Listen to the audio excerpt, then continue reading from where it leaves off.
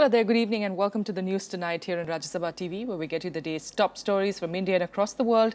I'm Tracy Shilchi and here are the headlines. The BJP Parliamentary Party Executive meets to decide strategy for the monsoon session. Government indicates that it will not be on the defensive on any issue.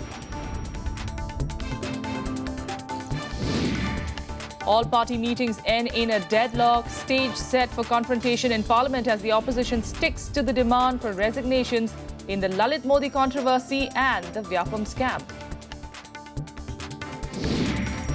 The 46th Indian Labour Conference starts in New Delhi. Prime Minister Modi assures government will carry out reforms through consensus with labour organisations. And FIFA's presidential election will be held on 26th of February next year to incumbent Sepp Blatter's replacement.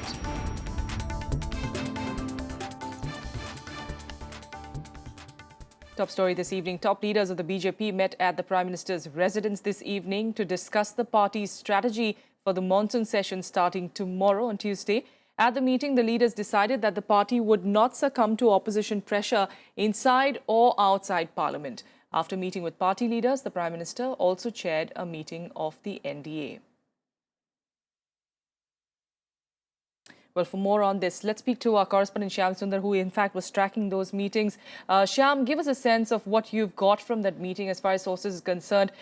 We do understand that the government will not give in to pressure, whether it's inside or outside Parliament, and they are also not going to be on the defensive. Well, Tracy, there are two challenges in front of government as far as this monsoon session is concerned. First challenge is to pass important legislations like GST, bills related to labour reforms and bill related to juvenile justice. On this front, government knows that opposition is going to stall the parliament, especially government faces a big challenge in Rajya Sabha because government is in minority in upper house. And somehow government knows that it will not be easy for the government to pass these these important bills in Rajya Sabha because Congress is demanding resignation of Rajasthan Chief Minister and Madhya Pradesh Chief Minister Shivraj Singh Chauhan, and Congress had made it very clear that until these demands are not met, they will not allow Parliament to function, and because they are in majority in Rajya Sabha, and we have seen in earlier sessions also that opposition stalled the House and bills were not passed. And another front is the perception battle which government is fighting because in monsoon session BJP would like to show that with its allies it's a united bloc. As we know that on labour reforms and land bill, the oldest ally of BJP, Shiv Sena, has differences, and Akali Dal is also have differences on land bill. But Prime Minister today in the NDA meeting told his allies that they should not air their differences in public. Whatever their differences, they can straight away come to Prime Minister or to the minister concerned, and they can air their concern to on proper forums. And in this Parliament session, BJP would try to tell people that it is opposition which is blocking the development agenda of the government, and opposition is not allowing Parliament to function. All right. Also, Shyam, very quickly, do we hear anything from the Prime Minister in Parliament in the days to come? Because the opposition has been saying that apart from the resignations of particular leaders that they're demanding, they also want the Prime Minister to speak on those certain issues. Well, officially, there is no word from the BJP or government that Prime Minister is going to give any statement. But after all-party meeting, Mr. Venkaiah Naidu, who is Parliamentary Affairs Minister, he said that government is ready to discuss every issue. And Prime Minister himself said in the all-party meeting that the government is ready to answer all the queries of the opposition. But opposition should allow Parliament to function. So we can expect a statement from Prime Minister Narendra Modi, but we have to see whether opposition will agree to this proposal of the government. All right, we'll leave it there for the moment. Shyam Sundar, thanks so much for joining us with those details there on those two crucial meetings that took place this evening. As you know, the stage does seem set for a government-opposition confrontation in Parliament tomorrow. Two all-party meetings, in fact, held on the eve of the monsoon session today, ended in a deadlock over the Vyapam scam, the Lalit Modi controversy and the land acquisition bill. Take a look. 41 leaders from 29 political parties came together on Monday to discuss the agenda of the monsoon session of Parliament that begins on 21st July. However, despite two marathon 2-hour-long meetings, the deadlock remained. While the main opposition party, Congress, continued to press for action against BJP leaders named in the Vyapam and Lalitgate issues, the government rejected the demands for resignations of any of its leaders. There is no question of accepting any ultimatum. Nobody can dictate to Parliament. Parliament is sovereign. We are an independent country. And this government has got a clear-cut majority. We are concerned, we have nothing to hide. We are very clear, and we hope that the Parliament, which has functioned in a most effective, meaningful manner in the last 1 year, should repeat the same performance. सब कुछ निर्भर होता है किस political party की चमड़ी कितनी मोटी। हमारे मुख्यमंत्रियों या मंत्रियों पर आरोप लगते थे, जिस तरह के तो मेरे हजारों करोड़ों आरोप रोज लगते होंगे, तो यहाँ तो घोटाला नहीं, मिलियंस और बिलियंस का घोटाला। The land acquisition bill also remained an issue of contention, with smaller parties expressing reservations on several amendments brought by the government.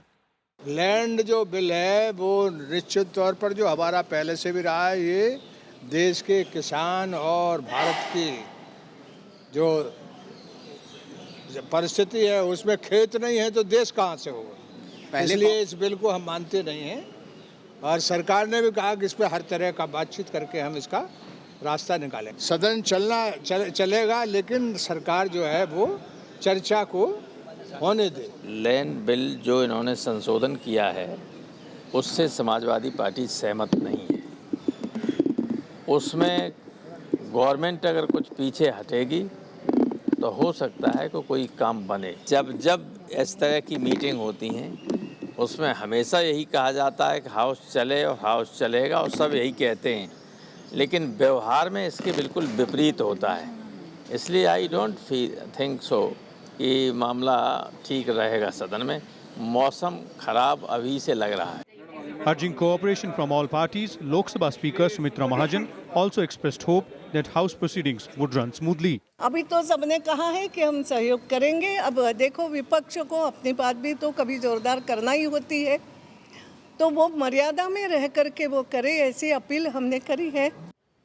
With the government having lined up a number of important bills for the monsoon session, the Prime Minister also appealed to all parties for their cooperation. He said the government was willing to discuss any issue on the floor of the House as per rules and procedures. Vishal Dahiya, Rajya Sabha TV, Delhi.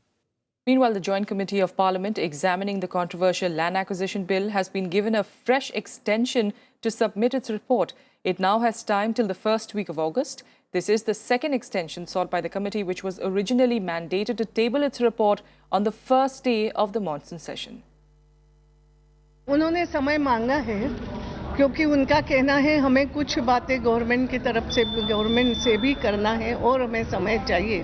उसको already हमने पहले समय बढ़ा के दिया था, अभी फिर से उनका आया है कि हमें और थोड़ा समय, तो अगस्त के फर्स्ट वीक में उसके आने की संभावना है लैंड बिल का। Left parties also held nationwide protests today ahead of the monsoon session to highlight corruption cases under BJP rule. The left has questioned the government deciding to back both of its chief ministers, Vasundhara Raje in Rajasthan and Shivraj Singh Chauhan in Madhya Pradesh. They've also questioned the Prime Minister's silence, despite the BJP repeatedly saying that it was ready to discuss any issue. If the Prime Minister is ready to discuss all these issues of corruption, why has the Prime Minister remained quiet in the last 2 months, did not open his mouth on any of issues of corruption? We are demanding all tainted ministers, including Srimati Swaraj, and everybody should resign, should quit. If they don't do, the Prime Minister should take action against them. And in the Parliament, we will raise this issue in a very strong way. Outside Parliament, we will continue to fight against corruption. We're a quick break here, but still ahead, more news on Vyapam. Supreme Court allows Madhya Pradesh authorities to file charge sheets in the scam by Thursday.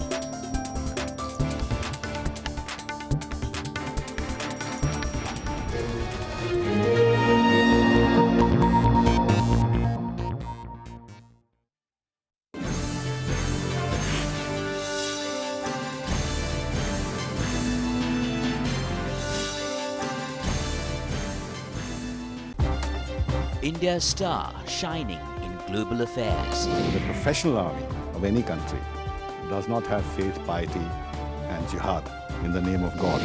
From regional power to assertive global leader. Sri Lanka denies that these violations took place. We want India to be a superpower. We have been doing everything for decades, and we have been giving to India everything best we have.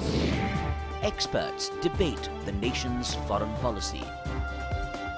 We should not have any political preference of ours so far as Nepal is concerned. Taliban were the creatures of Pakistan. Whatever people may say, they were created by Pakistan. India's World with Bharat Bhushan on Rajya Sabha television.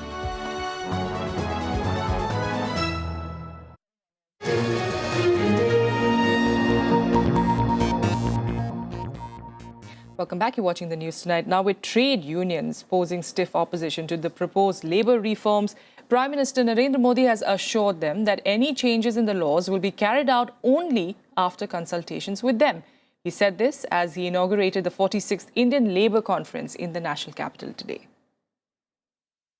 कानूनों में कोई जोड़ना होगा, कुछ निकालना होगा, वो भी सहमति से करने का प्रयास करते ही रहना चाहिए और निरंतर प्रक्रिया चलती रही है, आगे भी चलती रहने वाली है. Prime Minister Narendra Modi allaying apprehensions of labour unions in his speech at the 46th Indian Labour Conference. The government has also set up a high-level inter-ministerial committee under Finance Minister Arun Jaitley. This committee is to hold discussions with trade unions on issues concerning labour, the first of which was held on Sunday. श्रम संगठनों के साथ लगातार बातचीत चल रही है और त्रिपक्षीय बातचीत के आधार पर ही आगे बढ़ रहे हैं. कई पुरानी गुत्थियां हैं, सुलझानी है और मुझे विश्वास है कि देश के श्रमिकों के आशीर्वाद से इन गुत्थियों को समझाने में हम सफल होंगे और समस्याओं का समाधान करने में हम कोई न कोई रास्ते खोलते चलेंगे और सहमति से कानूनों का भी परिवर्तन करना होगा. An efficient economy will always protect the interest of the country's economy, the interest of industry, the interest of labor. Sluggish industries will never be able to create jobs. It's only efficient industries which will be able to create jobs. The Prime Minister also called out for a balanced approach towards dealing with issues related to labour and industry. He also asked for an increase in the number of apprentices in the country, saying this was the need of the hour. Bharat को आगे बढ़ाना है तो हमारे skill को काम में लाने के लिए ये हमें अवसर देना पड़ेगा. सरकारों ने, उद्योगकारों ने भी सोचना होगा. इसलिए कि कानून के दायरे में फंस जाएंगे, इसलिए कोई अप्रेंटिसशिप किसी को देनी नहीं, किसी नौजवान को अवसर नहीं देना. ये उद्योगकार जो दरवाजे बंद करके बैठे हैं, मैं नहीं मानता हूं ये लंबे अरसे तक दरवाजे बंद करके बैठ पाएंगे. Centre stage at the conference was the feeling that rapid economic growth cannot be achieved at the cost of workers, while the Prime Minister called for simplification of labour laws, saying currently they were so complex that they were open to different interpretations. With Pranav Goswami, Bureau Report, Rajya Sabha TV. All right, for more on this, we're joined by TK Rajalakshmi, who's the Deputy Editor with The Frontline, joining us in studio this evening. Rajalakshmi, first of all, give us a sense of what you would make of Prime Minister's speech today, vis-a-vis what the ILC has, of course, said recently, and, of course, labour laws in general in the country. See, for instance, this is the 46th ILC. The ILC happens to be the main, tripartite body where you have where you have representatives of the government, you have representatives also of industry, as well as the trade unions, that is, who represent the workers. Now, the 46th ILC, in fact, essentially should have, in fact, he should have referred, I think, to the implementation of the, of the recommendations of the previous ILCs, the 44th as well as the 45th ILC. Now, it seems that several of, the consensus recommendations which were, sort of tripartitely, arrived at, have not been, implemented. They have not really gone forward. For instance, issues to deal that deal, with minimum wages, issues that deal with the changes in the Contract Labour Act, yes, the prohibition as well as regulation of the of contract labour. Now, as well as the issue to deal with scheme-based workers, we have in fact thousands, in fact, of women employed as scheme workers who are yet to be, sort of given the status of workers. They are given a very small sum of money, which is like an honorarium, and at the same time they are expected to deliver on the health front. They're supposed to deliver on the the education front. So and the reason that has been given for the scheme-based workers not sort of getting the status of workers is that the WCD ministry does not seem convinced that they should be treated as workers. So they continue to be voluntary employees in charge of delivering extremely important programs of the government that deal with health, that deal with nutrition as well as education. We do understand in May, Rajalakshmi, when these trade unions had submitted a charter, in that they had stated that there are these very highly complicated 44 labour laws that have just been very simply put into 4 codes dealing with governing industrial relations, wages, safety and welfare, like you're of course pointing out. In all of this, you do understand, we do get the sense that trade unions are obviously not happy with the labour reforms that the NDA government is trying to introduce. How crucial it is then, especially for Modi, with his Make in India initiative, to try and please them, speak it out with them and make, like he's pointing out, there should be consultations. How crucial it is for the Make in India initiative and others to go ahead when it comes to such problems that he's facing with trade unions. Yeah.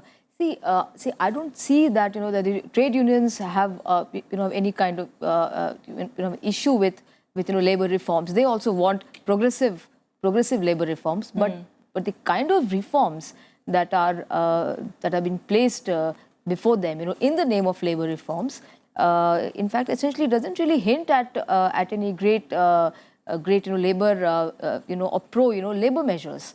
For instance, there have been several changes which have been suggested in the Factories Act, the Industrial Relations Act, as well as further, and some state governments have sort of come out with all kinds of provisions in these acts which make hire and fire extremely easy. And they have raised the threshold of workers, which who can be long fired. Now I'm saying that in the if faced with this kind of a scenario and faced with a scenario where the long pending demands of the trade unions, which also include a basic minimum wage of 10,000 rupees, which in fact all trade unions have come on board about this demand. That demand is still not being heard by, in fact, the government. The government doesn't seem to be convinced that everybody should get a basic floor level minimum wage of 10,000 rupees. And in fact the 15th ILC, in fact the recommendations of the 15th ILC on this aspect of minimum wages is still pending. In fact, this was sometime back in 1957. The 15th ILC had said that had proposed a certain formula. So even core issues still need to be looked at, is what you're saying. Thank you so much, Rajal, for joining us, giving us a sense really how intrinsic this problem is, and quite a big challenge for the Modi government to come up with some solutions which eventually is going to be keeping both sides happy. Thanks so much for joining us with those details there.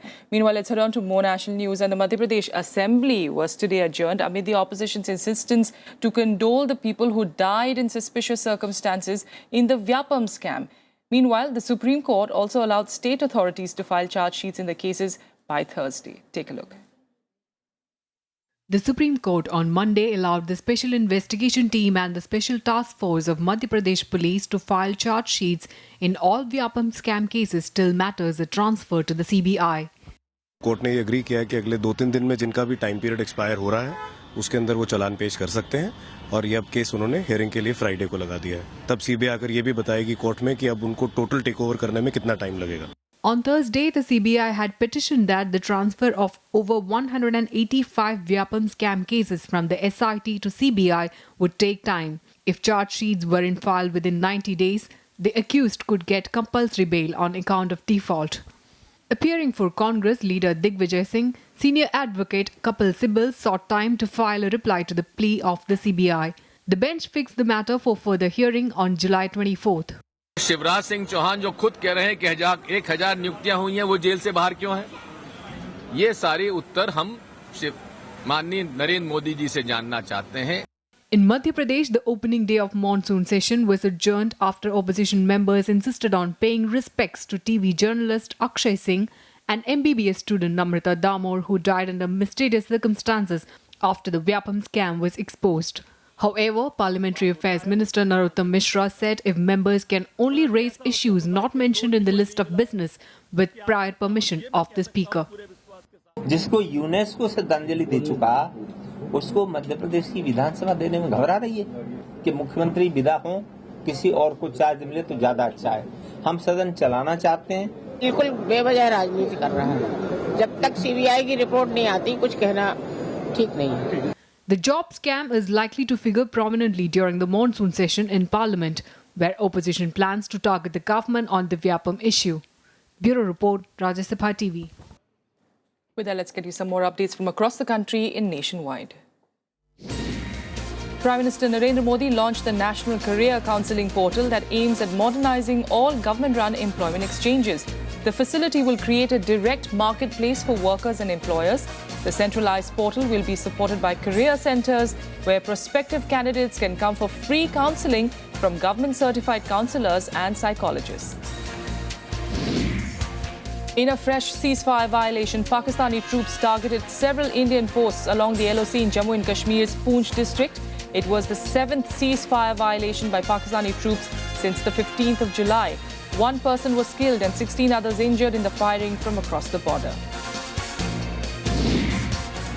Gold plunged 4% to its lowest in more than 5 years today as sellers in China sold off the yellow metal as the bullion's safe haven status took a fresh knock from mounting expectations of a US rate hike. More than 1 million lots were traded on a key contract on the Shanghai Gold Exchange compared to less than 27,000 lots on Friday. The death toll in the building collapse in West Delhi rose to 5 today, even as the BJP-controlled SDMC suspended 3 engineers.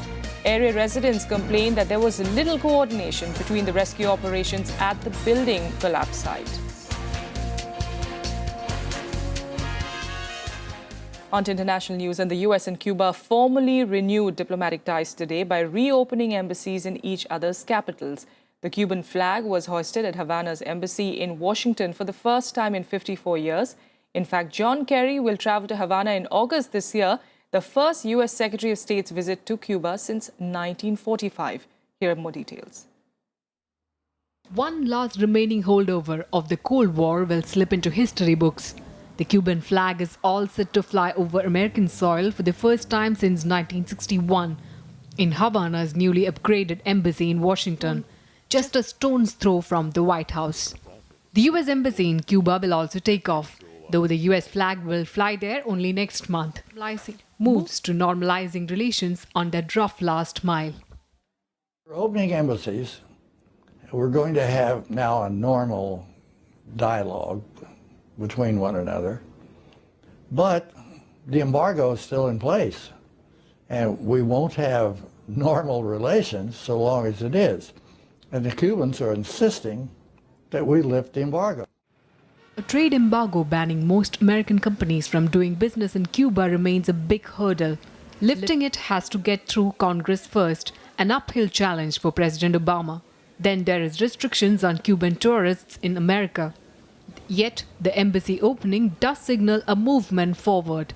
For many, it is a ray of hope. Y era Eddie, y Eddie Disley, figúrate tú. Eso es inolvidable. Yo decía, ay, caridad del cobre, ¿qué es esto? Y entonces me abrazaron, me besaron y con Eddie venía el chiquitico de ella. I like the normalization of relations. I just think it's good. Addition of the Cuban flag to the row of nations in the lobby of US State Department is another major symbolic gesture. The US is also to pull back tight security cordons around its mission in Havana. Big breakthroughs and the decision to reopen diplomatic ties had come in December last year, and normalization has been high on agenda on both sides since. Bureau Report, Rajya Sabha TV. And now let's get you some more international news in Global Buzz. At least 28 people were killed and nearly 100 others wounded in a suspected suicide attack in the Turkish town of Suruk near the Syrian border. The blast occurred in a garden of a cultural center housing hundreds of youngsters who assist in rebuilding work in Kobane. Turkish officials said initial evidence indicates it was a suicide attack by the IS group. Meanwhile, the Egyptian army reportedly killed 59 IS fighters in areas around Rafah, Al-Sharish and Al-Arish and Sheikh Zayed in the North Sinai Peninsula. An Egyptian army statement said 7 security personnel were killed in the clashes. 2 explosive storage facilities and 2 vehicles used by the militants were destroyed. At least 57 civilians were killed and over 215 people were wounded when Shia rebels bombarded Yemen's second city, Aden. Local health chief Al-Qadr Laswar said that 6 women and 12 children were among the dead. The bloodshed comes just 2 days after the Prime Minister declared the city had been liberated. Sports now. In FIFA will hold its presidential elections to choose Sepp Blatter's successor on the 26th of February 2016. The decision was taken by FIFA's executive committee that met earlier today. The move follows Blatter's decision to resign 4 days after being re-elected in May this year. The 79-year-old FIFA chief had confirmed at that time that he would remain in the position until a special election can be held to appoint his successor. UEFA boss Sir Michel Platini has been asked by a majority of world football chiefs to stand for the FIFA presidency. And with that, let's get you some more sports action in Sports Beat.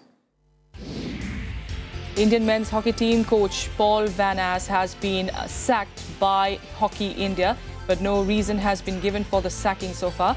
Van As took over as the national coach in January after the controversial ouster of Australian Terry Walsh. Van As's future was mired in doubt after he failed to report on time for the national team's camp that began in Himachal Pradesh on Sunday. Former Indian skipper Sourav Ganguly was today named in the BCCI's 4-member working group formed to study the Justice R.M. Lodha committee order. The committee will be chaired by IPL chairman Rajiv Shukla.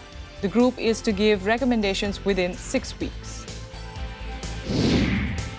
Sri Lanka's third ODI match against Pakistan in Colombo was marred by crowd trouble that forced players off the ground.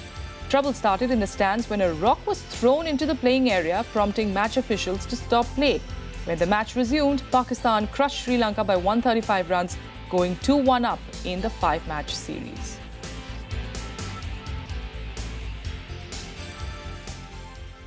And that's all we have for you on the news tonight. Join us again tomorrow. From the entire team here, good night.